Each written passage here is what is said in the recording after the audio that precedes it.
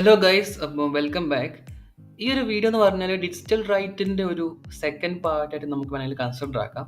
അതായത് ലാസ്റ്റ് ക്ലാസ്സിൽ ഞാൻ പറഞ്ഞായിരുന്നു, അതായത് നമ്മുടെ ഈ ഒരു അർഡിനോ ബോർഡ് തരുന്നത് 5 വോൾട്ട് ഔട്ട്പുട്ട് ആണെന്ന്. പക്ഷേ നിങ്ങൾക്ക് അത് പ്രൂഫ് ചെയ്ത് കാണിക്കാൻ ഒരു അവസരം എനിക്ക് കിട്ടിയില്ല.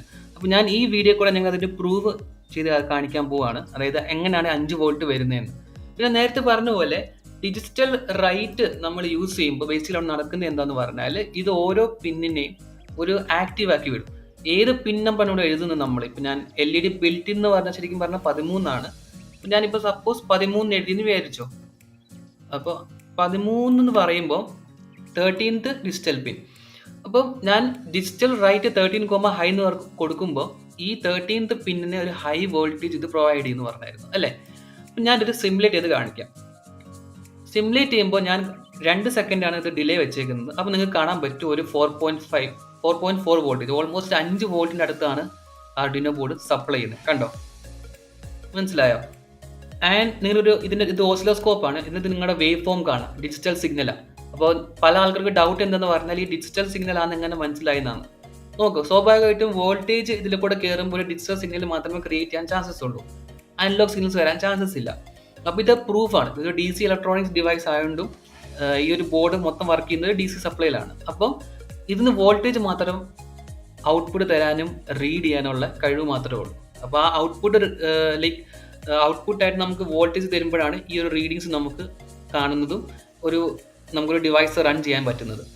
ഇതേ വോൾട്ടേജ് ഔട്ട്പുട്ടായിട്ടും പിന്നെ ഇൻപുട്ടായിട്ടും റീഡ് ചെയ്യത്തുള്ളൂ. ഓക്കെ, ഞാൻ നേരത്തെ പറഞ്ഞ പോലെ ഇപ്പം നമ്മൾ അനലോഗ് റീഡ് എന്ന് പറയുന്ന ഫങ്ഷൻസ് ഒക്കെ ഉണ്ട്.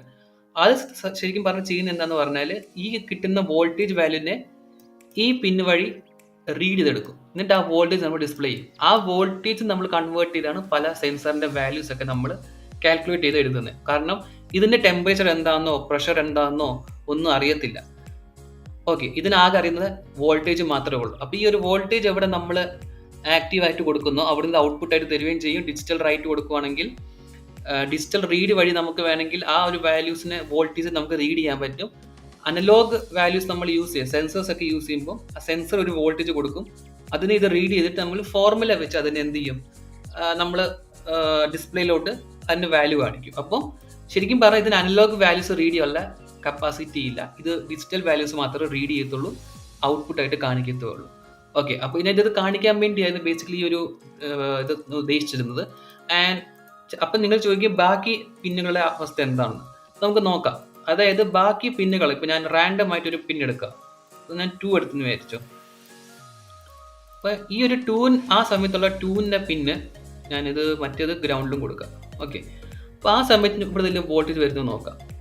കണ്ടോ, ഒരു സ്ലോപ്പോ അല്ലെങ്കിൽ ഒരു എന്താ പറയുന്ന ഒരു ബമ്പ് പോലെ ഒരു ഗ്രാഫ് ഒന്നും ഇവിടെ ക്രിയേറ്റ് ആവുന്നില്ല. അതിൻ്റെ അർത്ഥം എന്താ, വോൾട്ടേജ് ഇവിടെ വരുന്നില്ലെന്നാണ്. ഇവിടെ വോൾട്ടേജ് വരുന്നുണ്ട്. കാരണം എന്താ, ഇവിടെ ഞാൻ വോൾട്ടേജ് ഹൈ ആക്കി കൊടുക്കുന്നുണ്ട്. അപ്പോൾ ശരിക്കും പറഞ്ഞാൽ ഇതാണ് ഇവിടെ നടക്കുന്നത്. ഓക്കെ, വോൾട്ടേജ് ഹൈയും ലോവും ചെയ്യുമ്പോഴാണ് നമുക്കിവിടെ വാല്യൂസ് നമുക്ക് കിട്ടുന്നത്. ഓക്കെ, ഇതേ സംഭവം തന്നെ നമുക്ക് വോൾട്ടേജ് റീഡ് ചെയ്യുമ്പോൾ സംഭവിക്കുന്നത്. നമ്മൾ ഏത് പിന്നിലാണ് ഇവിടെ കൊടുക്കുന്നത്, ഡിജിറ്റൽ റീഡ് എന്ന് പറഞ്ഞു കൊടുക്കുമ്പോൾ വോൾട്ടേജ് അത് റീഡ് ചെയ്ത് കൊടുക്കും. ഓക്കെ, അപ്പോൾ ആ ഡിജിറ്റൽ റീഡ്, അനലോഗ് റീഡ് എന്താ നമ്മൾ മുന്നോട്ടുള്ള ക്ലാസ്സസിൽ ഡിസ്കസ് ആക്കും.